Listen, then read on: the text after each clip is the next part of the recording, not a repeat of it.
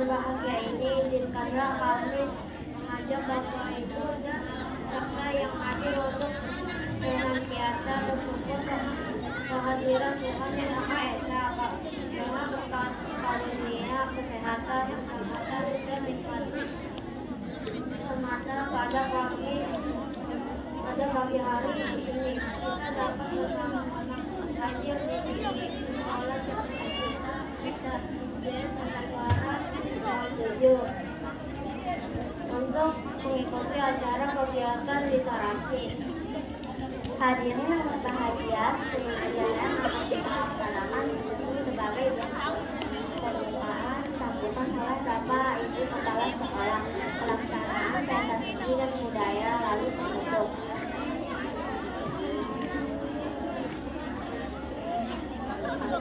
Hadirin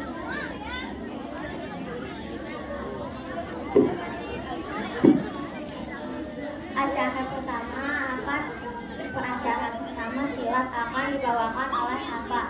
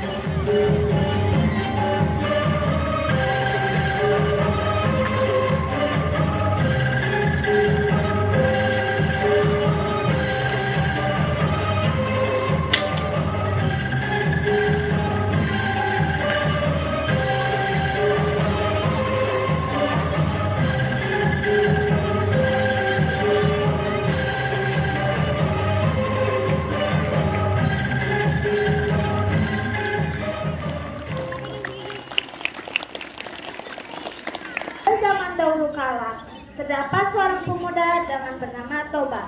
Ia merupakan seorang yatim piatu. Untuk memenuhinya kehidupannya sehari-hari, Toba bekerja di ladang. Sesekali ia mencari ikan di sungai yang terletak tidak jauh dari gubuknya. Ikan hasil tangkapannya kerap dijadikan sebagai lauk dan jika berlebih akan dijual ke pasar. Pada suatu hari, sepulang dari ladang, Toba memancing ikan di sungai tersebut. Ia sangat berharap untuk memperoleh ikan yang besar yang dapat dengan segera dimasaknya untuk dijadikan sebagai lauk. Ternyata terpenuhilah harapannya tersebut. Tidak berselang lama, ia melemparkan pancingannya ke sungai. Mata kainnya langsung disambar oleh seekor ikan.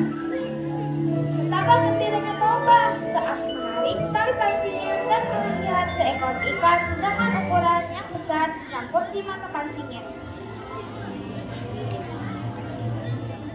Sejenak, Toba memperhatikan ikan besar yang berhasil ia pancing itu. Ikan yang sangat aneh, umannya. Seumur hidupnya, Toba belum pernah melihat ikan dengan bentuk seperti itu.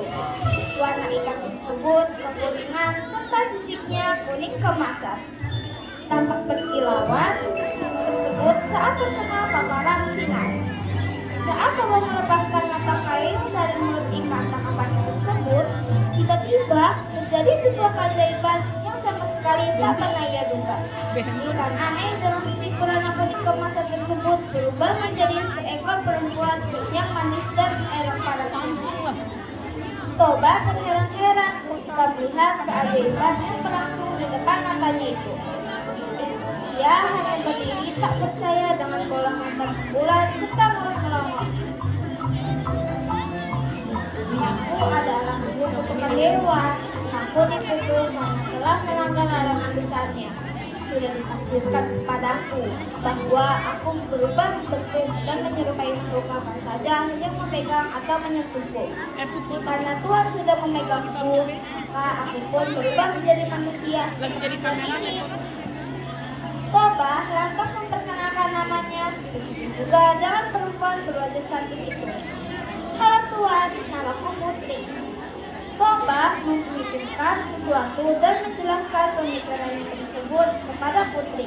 Pemikirannya ialah untuk memperdisi Putri karena Toba sangat terpesona dan kecantikan si perempuan bermaan ikan itu.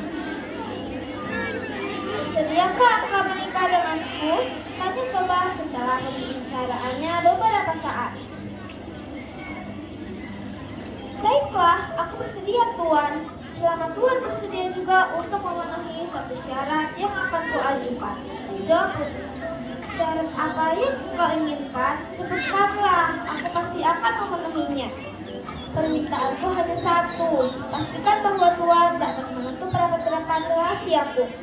Jangan sesekali Tuhan menyebutkan bila aku adalah seekor ikan.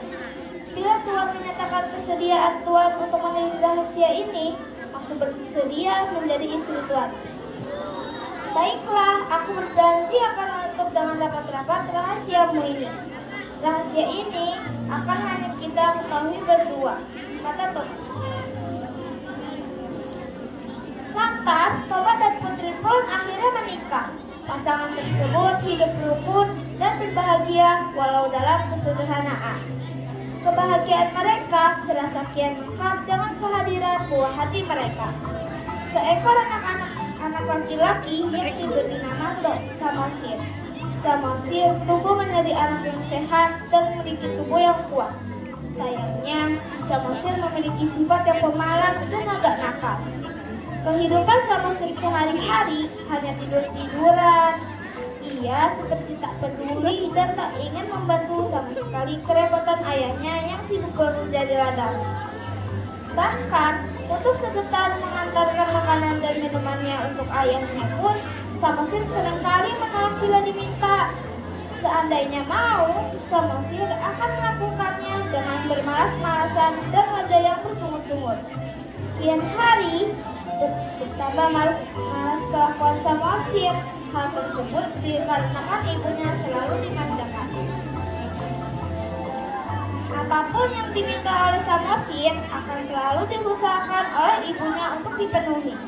Samosir memiliki nafsu makan yang sangat kuat. Jatah makanan sehari untuk keluarganya dapat dihabiskan dalam waktu sekali makan.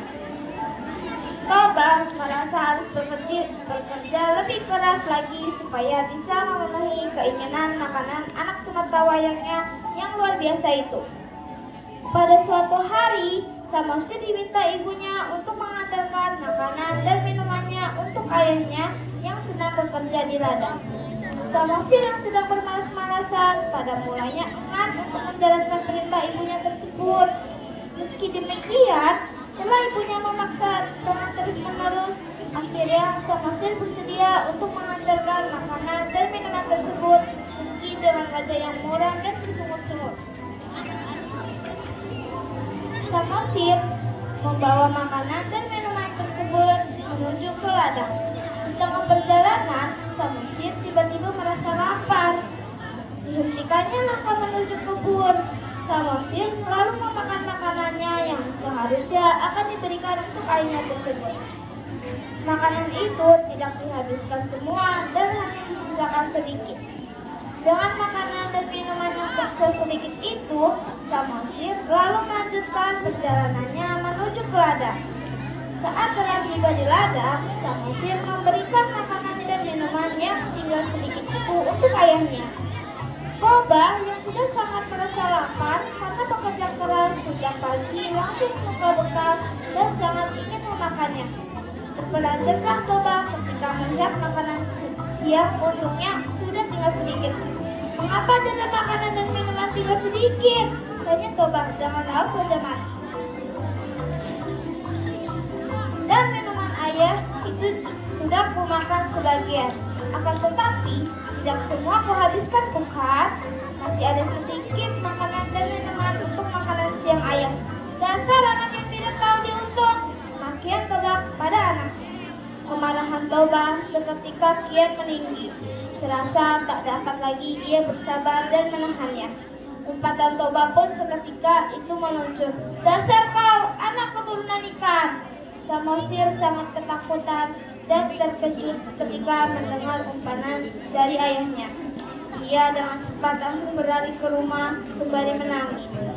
Pada saat sudah sampai di rumah dan bertemu dengan ibunya, Samosir langsung menceritakan semua cacian dan makian dari ayahnya yang menyebutkan bahwa dirinya adalah keturunan dari seekor ikan. Mendengar paduan dari anaknya itu, ibu Samosir menjadi sangat sedih. Tak disangka bila suaminya yang sangat ia sayang telah melanggar sumpah untuk tak menyebutkan bahwa putri adalah makhluk yang berasal dari ikan.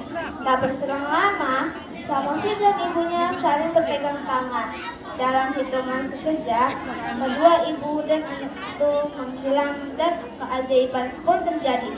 Pada bekas pijakan kaki Samosir dan ibunya, tiba-tiba menjemurkan air yang sangat deras. Dan dari dalam tanah, air yang disemburkan keluar seakan tiada henti. Semakin lama, tak semakin berkurang semburan air tersebut. Malah semakin besar adanya. Dalam waktu yang cepat, permukaan tanah di daerah itu pun tergenang. Permukaan air kian meninggi. Dan tak berapa lama kemudian lembah yang digunakan oleh Toba sebagai tempat sebagai tempat tinggal pun sudah penuh dengan genangan air. Hingga pada akhirnya terbentuklah sebuah danau yang sangat luas di tempat itu.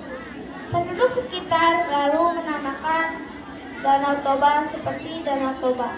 Adapun pulau kecil yang terletak di tengah-tengah Danau Toba itu disebut sebagai Pulau Samosir, sebagai penanda bahwa itu merupakan tempat di mana Samosir dan ibunya berpindah untuk terakhir kali. Terima kasih.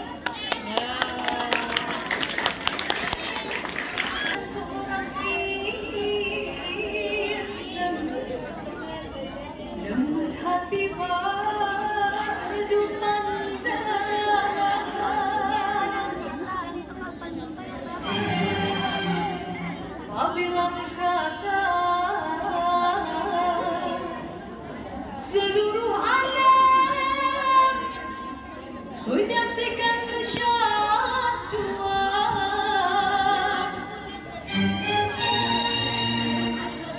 bagai tersentuh rasa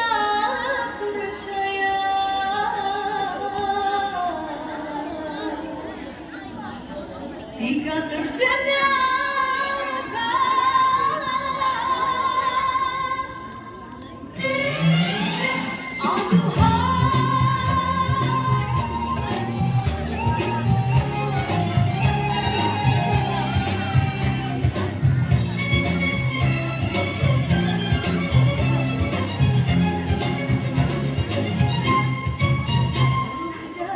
perjalanan, di mana ada rasa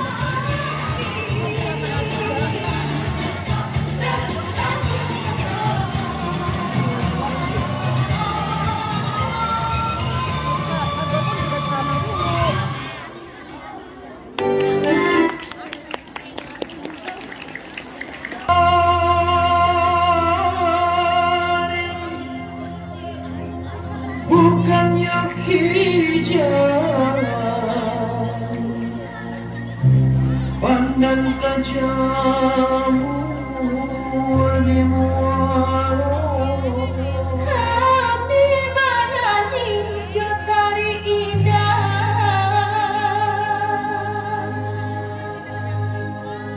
mau be hati kurang nanti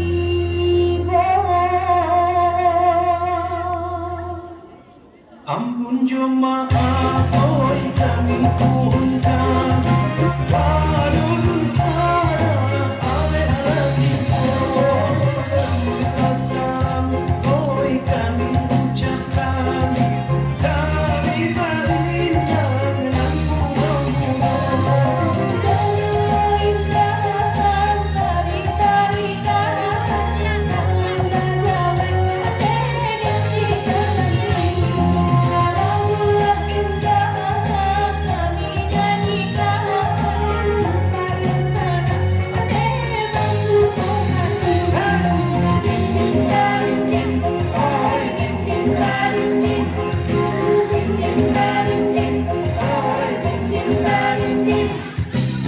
Pariaman oi bayale gadang di bulan tahun sangarani tarikan oi taringo indah salam janda maafkan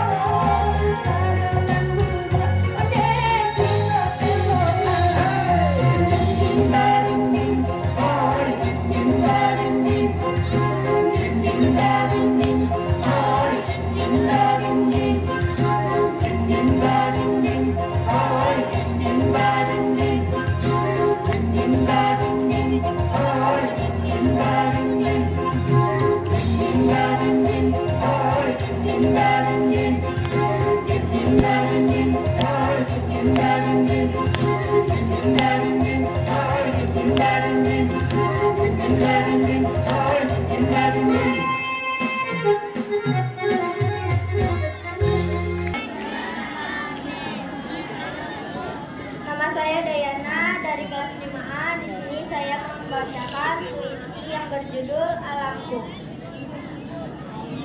Alamku, alam nan indah dipandang, begitu sejuk merasuk jiwa, dihiasi cahaya mentari yang menyinari, diiringi alunan air yang mengalir. Oh alamku, ku sadar mengapa terjadi, selalu cepat berubah. Hutan kehilangan pohonnya, air kehilangan kejernihannya, dan bukit kehilangan kehijauannya. Seolah manusia tak peduli akan alam ini. Wahai manusia, lestarikan alam ini dan jagalah